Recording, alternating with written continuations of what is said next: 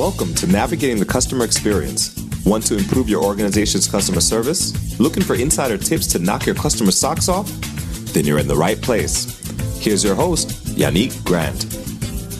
Welcome to Navigating the Customer Experience. On today's episode, we have with us a celebrity guest, and his name is Paul C. Brunson.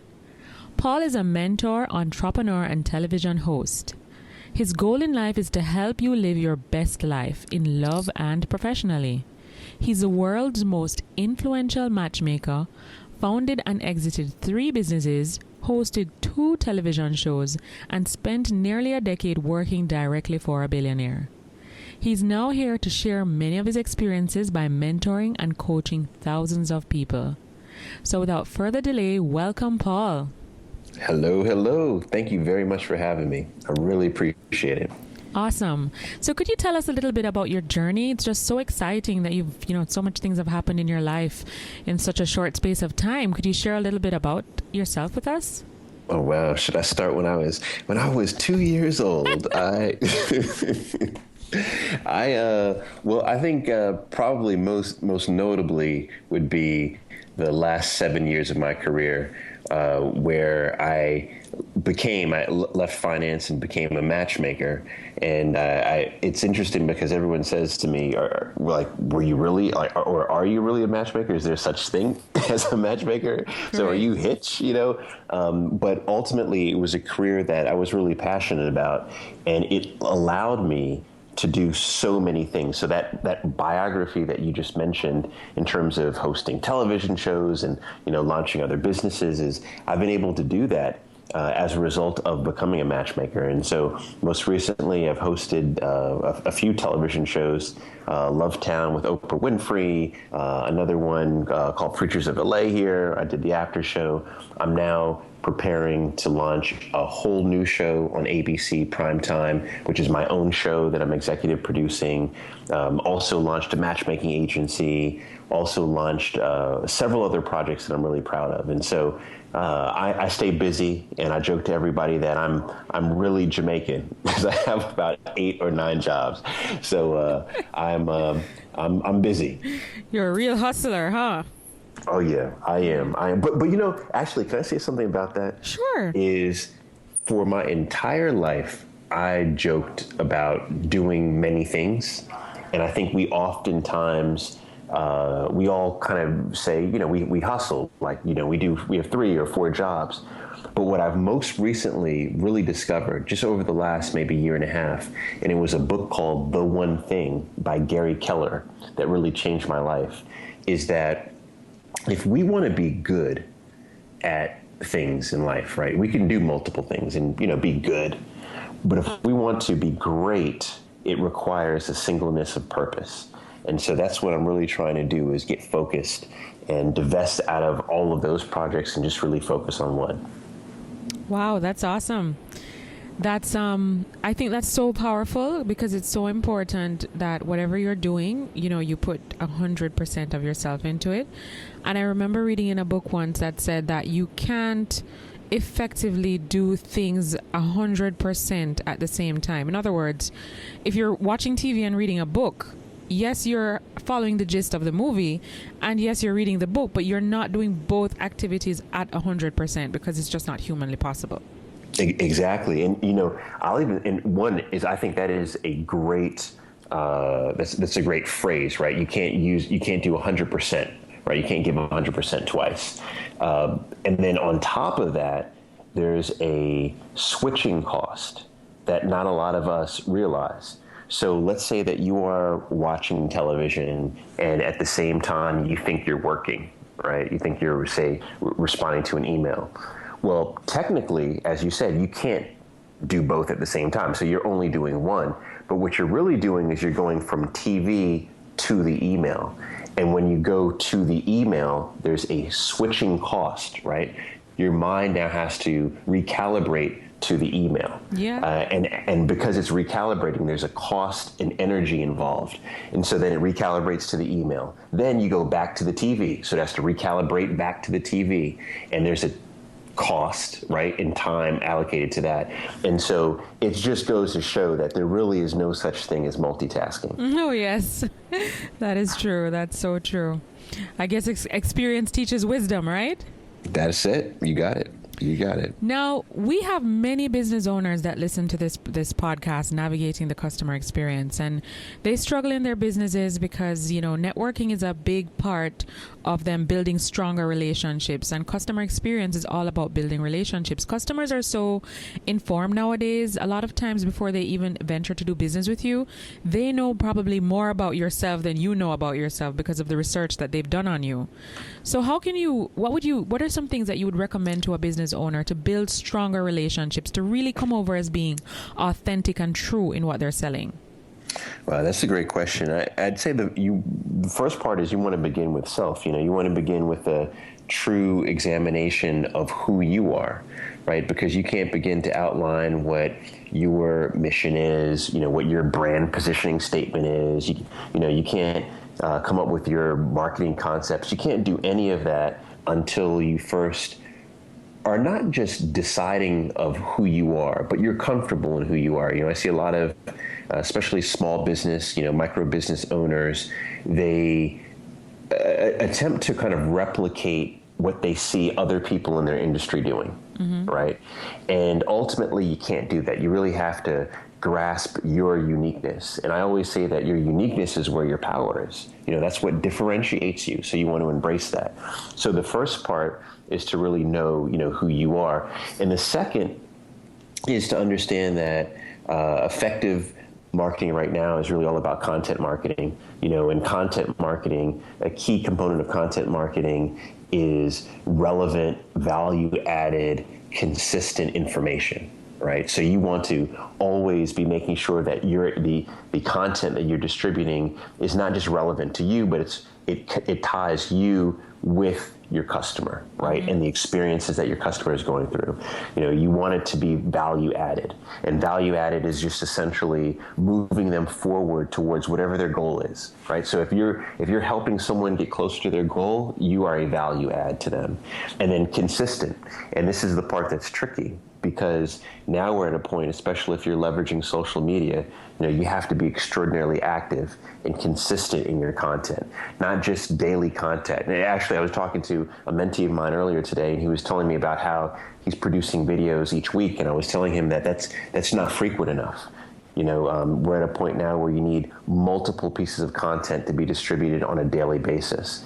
So to really engage that customer, for them to really know authentically who you are, I think the first part is some soul searching. You have to know who you are, and you have to embrace that. And secondly, you have to articulate that or convey that through, consistent, value-added content. Wow. So you touched on a couple of things a while ago, just listening to you. And I think the number one thing that stood out for me that resonates with a video that I actually was watching that you posted yesterday was, how do you know who your real self is? I think that was a question you were having with your mentee on your treehouse porch. Yeah. Wow. This is, I will say this. I mean, this is, I think this is what's so special about, your show, is that, we just shifted from talking about, say, business strategy and content marketing, so marketing strategy, now to talking about self. And I think a lot of platforms don't allow for that flexibility, but they're really one and the same. And I think that's the power of this show, because if you can first identify, yourself, and I promise I'm going to answer your question, but see, the importance of knowing who you are is critical, because ultimately, if you're a small business owner, micro business owner, really, people are not necessarily buying you, they're buying your brand. Sure. Right? And your brand is never what you say it is. It's what everyone else says it is. True. And so the trick to is you have to figure out, well, how do you break through all of the noise, right? How do you create the signal to all this noise out here? How do you break through? How do you have a memorable brand? And the trick to that memorable brand is being unique. And a lot of people then sit there and say, well, Paul, how can I be unique? There are a lot of people that look like me, or maybe are from Jamaica, or but the bottom line is that every single person on this planet, so everyone listening, right, to this show, no one has ever walked this earth that's had the same set of experiences that you've had. And no one will ever walk this earth that's had the same set of experiences that you've had. That's true. And if you really think about that, it's powerful, because what it shows is that you have a unique perspective on life. And so the key is how do you then translate that unique perspective to your brand?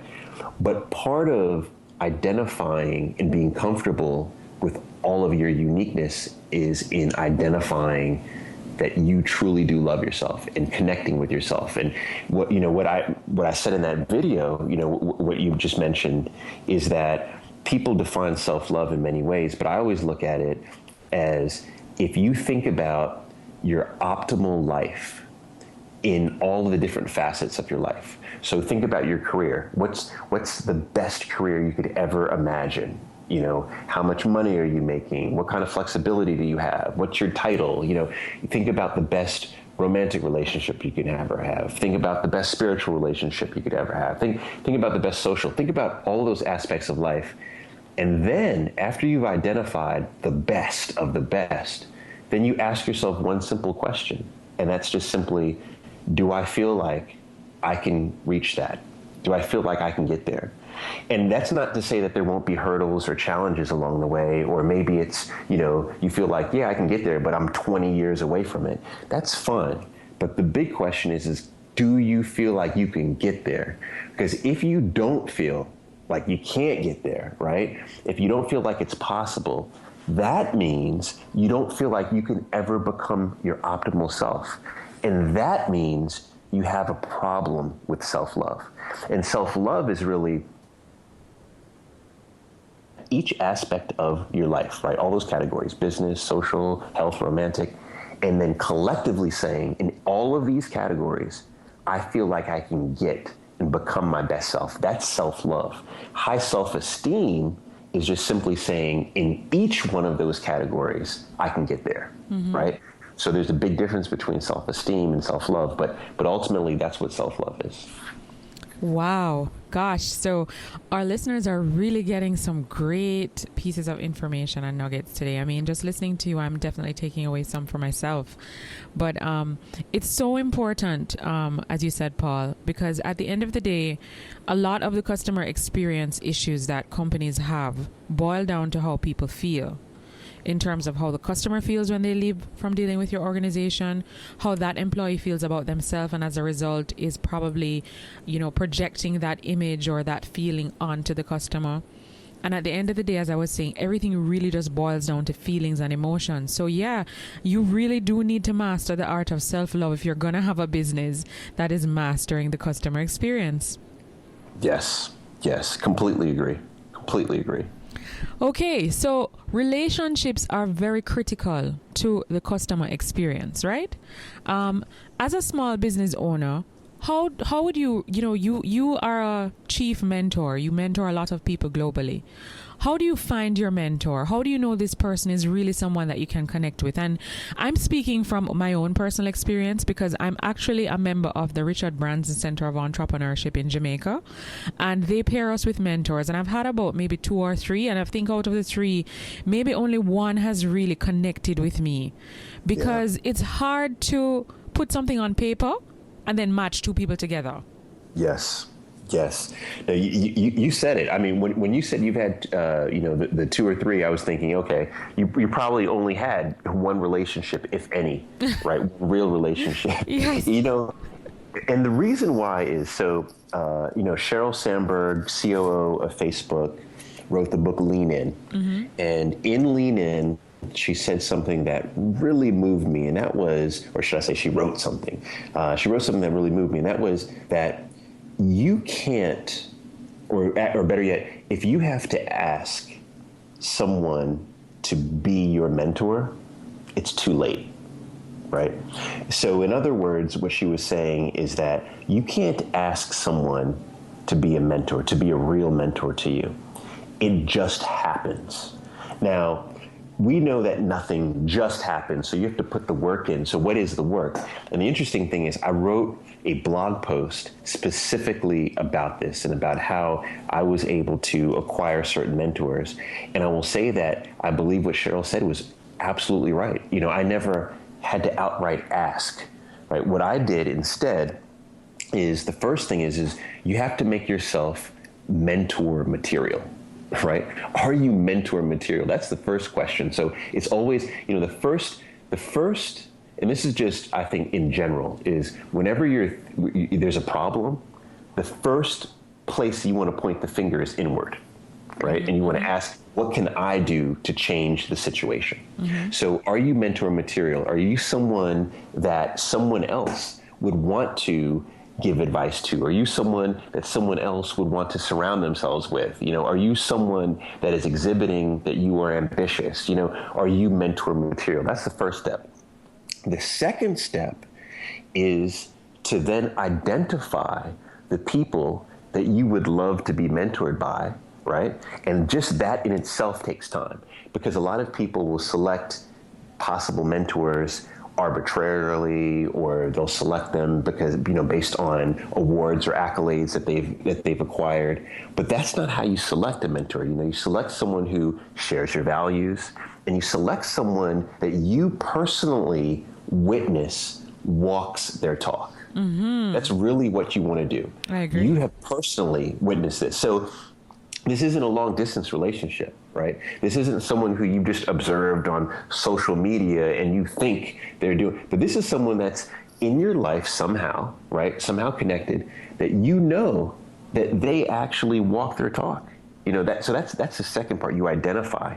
And then the third part, and this is going to sound so easy, but this is actually the hardest part, is then you add value to that person continuously over a long period of time. That's it. Wow. Now, you think about that. Okay, well, Paul, what does that mean? Well, I'll walk you through my scenario. And actually, I'm getting ready to, right after this, right after our this interview, I'm going to have dinner with one of my mentors. Nice. And so he is from Turkey, and he is someone who, so going back to mentor material is first, I think I was mentor material, right? Super ambitious, wanted to, you know, learn. Second part is he was someone who I worked for. He was my boss, right? So I had a personal experience with him, firsthand experience, and I was able to see how he was delivering on what he was talking about. You know, he was walking his talk. The third part is that after I stopped working for him, so I stopped working for him in about 2003, 2004, I then continued to add value to him, even though I stopped working for him, right? He lives in Turkey. He comes to the United States. When he would come visit in the United States, I would continue to help to arrange meetings. When he launched a new business in the United States and asked me, Paul, could you sit on the board and help launch these programs? I sat on the board. I helped launch the programs. You know, I wasn't being compensated. I continued to add value to him over years. And then, and this is how he found out he was my mentor. I posted on Instagram maybe about 3 years ago, right? 4 years ago, I posted on Instagram a story. I wrote a story, 20 things I learned working for 2 billionaires. Yes, I remember that article. Yes. And in the article, in the second part of the article, I said, you know, and Ryujo, who's one of them, I said, and he continues to be a mentor to me to this day. And he read that post, right? And he reposted it. He was really proud of it. As a matter of fact, he had it translated into Turkish Nice. and had it distributed. And he said, you know, at the end, he said, you know, wow, I didn't realize you looked at me that way, but thank you, right? So in other words, at no point did I ask him. When you have a true mentoring relationship, I guarantee you, you will just realize at a certain point that that's your mentor. And not only will you realize that as your mentee, but your mentor will realize that. that's the most effective mentoring relationship right there. Wow. Well, if based on your description, if that is it, I have not experienced it yet. Wow. Well, here's the thing. Have you gone through those steps? Well, remember I was saying that it's a part of a program that the center has. And that's why I was saying to you, I don't think you can just put some characteristics about one person and then put it about another person and then match them together. Because there are cultural differences. There's, in terms of how we were socialized, they don't really understand my passion for my business and why I do what I do. I don't really understand what they do and why they do what they do. And so we don't really have a foundation to build a mentorship on. And so that's why I asked that question. But based on the example that you've given, that's a completely different approach to mentorship. And I do see why you said that you can get greater value out of an approach or a strategy of that nature than the one that we've had, we've experienced with the center. Gotcha. Well, I hope that you're able to experience a real mentor relationship. I've had about 3 in my life, and they've been life-changing. Yes, I can just imagine. Wow. Amazing. So, Paul, could you tell us, on your journey, you've had so many great experiences. What are some of the books that you've read that have had the greatest impact on you? Oh, books. Wow. I'm a reader. I have, like, right now, I'm traveling right today, but in my bag, I have an oldie but a goodie. I've got Selling the Invisible, Harry Beckwith. I think one of the, I think it's one of the classic modern marketing books. The One Thing, I mentioned it earlier, that's something that I've read, within the last few years that's changed my life. Just finished a book called Contagious that is great, especially for people focused on their personal brand, because it's about how words spread and ideas spread. So especially in the day and age of social media. Another oldie but goodie is Gary Vaynerchuk's Crush It, that had a big impact on me. Some of the classics too that a lot of people refer to, but they've been very helpful. Sun Tzu's Art of War. My favorite actually is Sun Tzu and Sun Pin, who I believe was his grandson. There is a complete art of war. And it's really fascinating because I've witnessed how over the years, even in business school, right, I heard, my teachers reference, Art of War all the time. And in actuality, that book is probably, I think, one of the most influential books on not just war strategy and military strategy, but business strategy that was ever written, the Art of War. And so, that's a big one. And then I'll throw out a wild card business book. And this is, a wild card book, but it influences business, is a book that was written about Abraham Lincoln. Now you think, okay, Abraham Lincoln, he's a U.S. president. What in the world, Paul? Like, are you crazy? It's politics. No. But what's fascinating about the study, in particular, I think, of Abraham Lincoln, is that it's a very refreshing read. Any of his biographies, because what it does is it illustrates how if you feel like you are too old, this book will help, or his story will help to sway you differently. If you don't think you're smart enough, his story will help to sway you differently. If you don't feel like you're connected enough, right? If you don't feel like you are in the right social class or you came from the right family, his story will help to sway you otherwise. I mean, here is someone who came from meager beginnings with no connections and was one of the oldest elected presidents at the time that he was elected. And, he rose to greatness and stands as perhaps one of the most influential presidents in U.S. history. And I think there's a lot of inspiration that could be pulled from his story. Wow. Amazing. So you listed about maybe about 7 or 8 right there. We're going to definitely list them out for the listeners in the show notes so that they can head on over to Amazon and check those out for sure. Because, one of the things I'm a firm believer of is if people who you look up to can give you great advice or give you paths that they've taken that have been successful for them, why not follow the same path? Because you may yield the same success as well. True. I absolutely agree with that. Absolutely. Now, what's the one online resource, tool, website, or app that you absolutely cannot live without in your business? Right now, it's Instagram. I knew you were going to say that.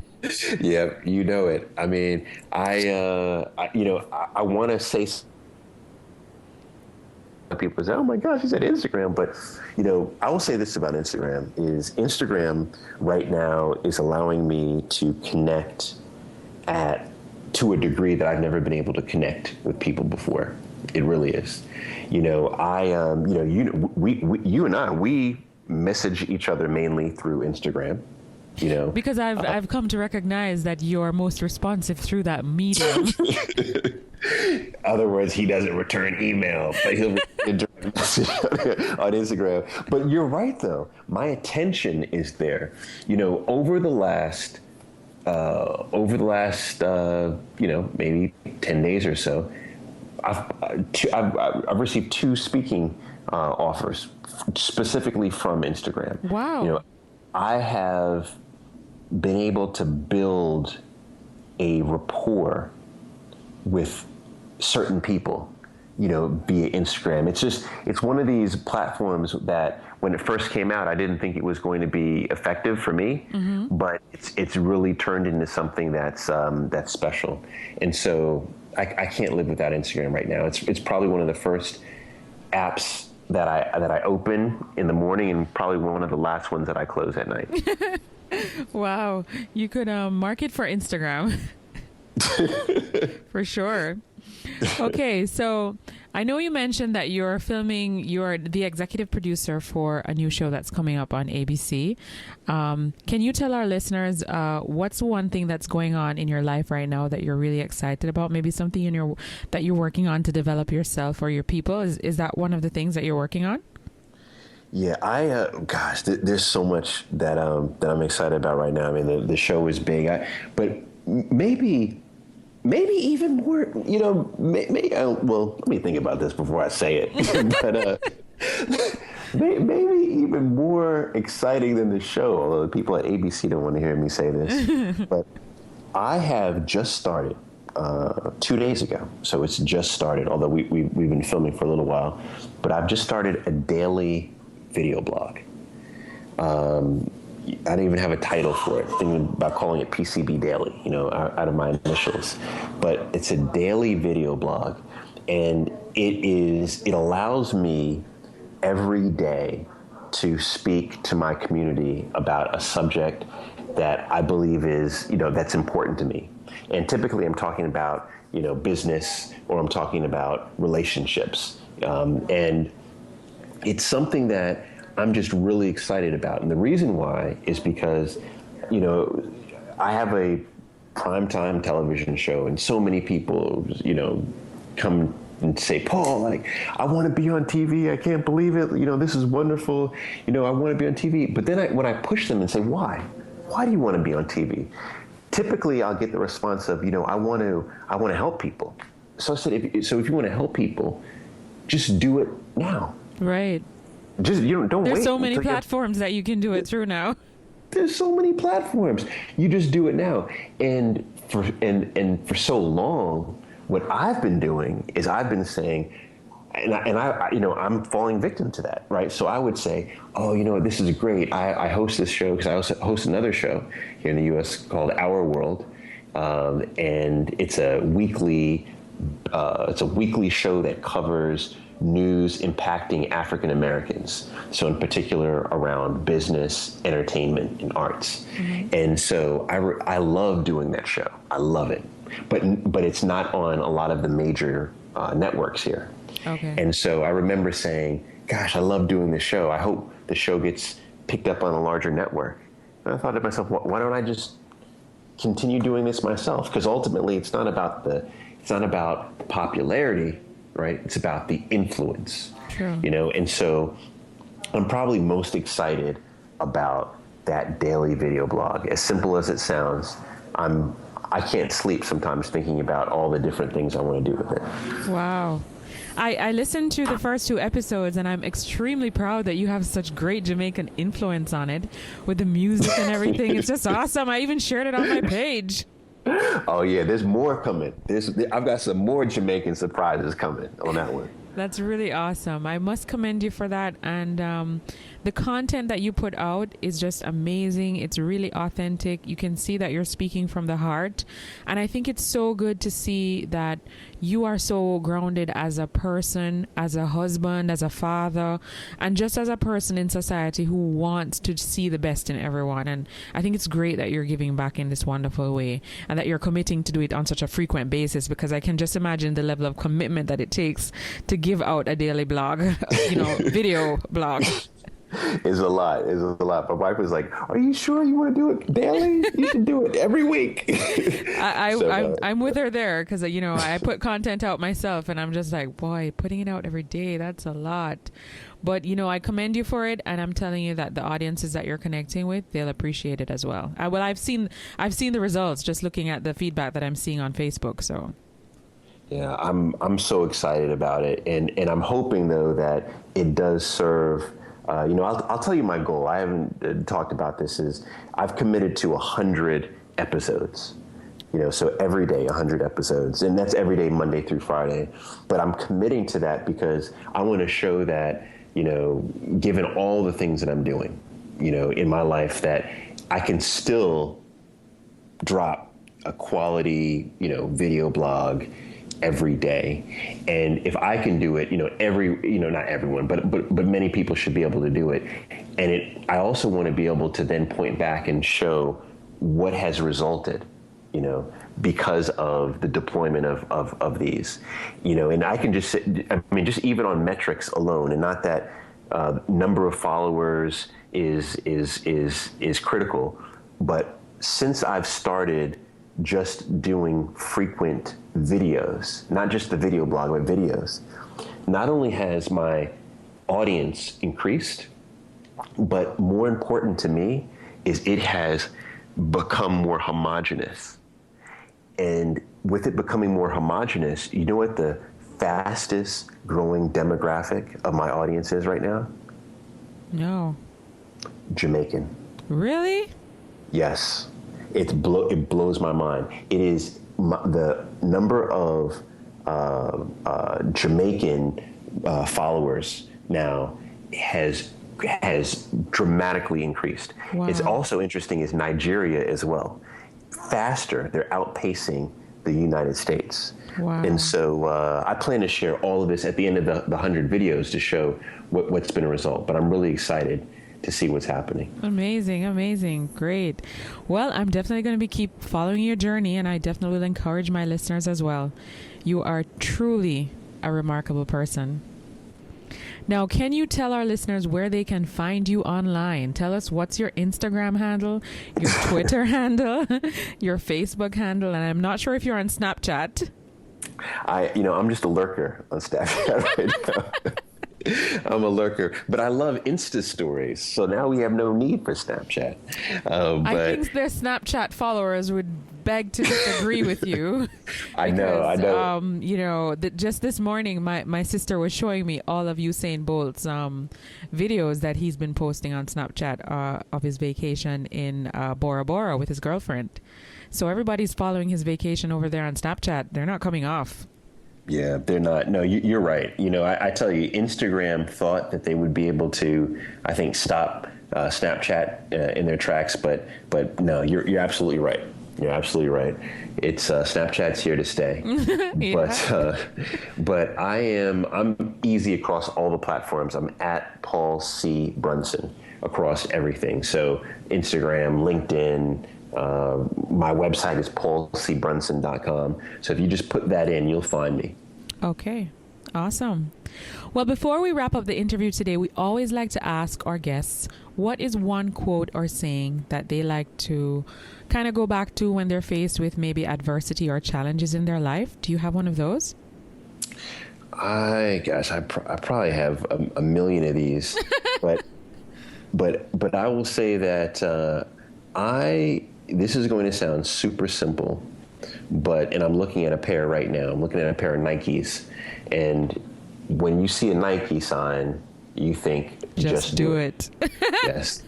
And that quote, just do it. Whenever I have an idea and I'm thinking, should I? No, I shouldn't. Should I? No, I shouldn't. I always say, just do it. Yeah. Just. Yeah, why complicate it? Just keep it simple, right? Exactly. Just do it.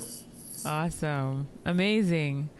Okay, well, thank you so much, Paul, for taking time out of your busy, busy day to sit with us and share all of the information and knowledge that you've garnered over the years. And we're going to keep on, keeping in contact with you, following your stories, your journey, and learning as much as possible, because you're definitely someone that can add value to people's lives, not just in Jamaica, but all over the world.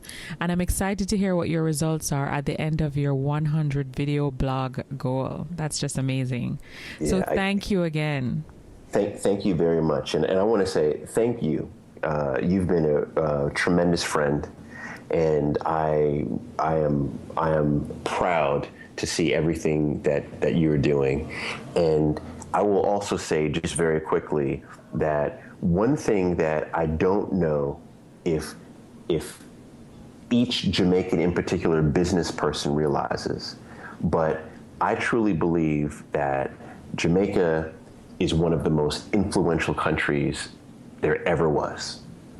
And that when the world thinks about Jamaica, on average, they think greatness, right? And it's interesting because we often see ourselves differently than how other people see us. True. And typically when we see ourselves, we see all the issues, all the problems, all the things that we don't want other people to see. Mm-hmm. But other people don't see that. And when I travel the world, when I talk to people and I mention Jamaica, a smile goes on their face, right?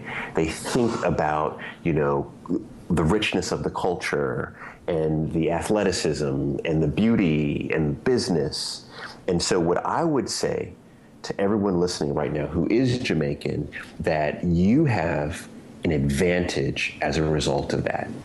So remember that when the world is thinking about you, that, that they are thinking positively. On average, they're thinking positively. So use that to your advantage. Wow, that's true. Powerful words. It's interesting that you said that, because every time I travel to the U.S., or even the 2 times that I've been to Africa, when I tell people that I'm from Jamaica, they're like, wow. I think they think we're some novelty or, some very unique place. And, I live here, and I must say that it's a wonderful place to live. We're a warm set of people.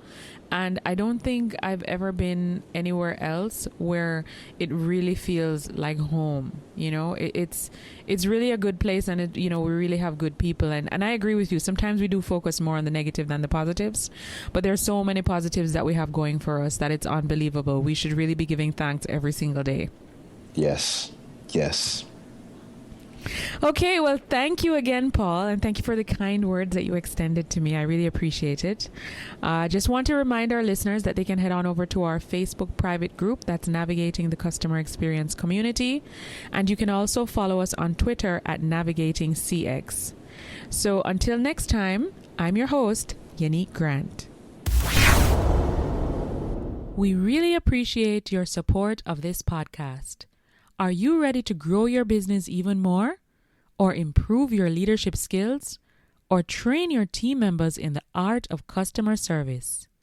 Give us a call at 305-848-0815 or visit our website at www.yannickgrant.com. That's YANNIQUEGRANT.com. Remember, 305-848-0815 or visit our website at yannickgrant.com. billionaire.com. Our new online course, Mastering Customer Experience and Increasing Your Revenue, is now available. The link for this will be on the show notes of each episode starting September 7, 2016. The first 2 modules are free, so hop on over, have a look, and take the steps to increase your revenue. Thanks for listening. For more awesome resources to take your customer service game to another level, head over to navigatingthecustomerexperience.com. See you next time.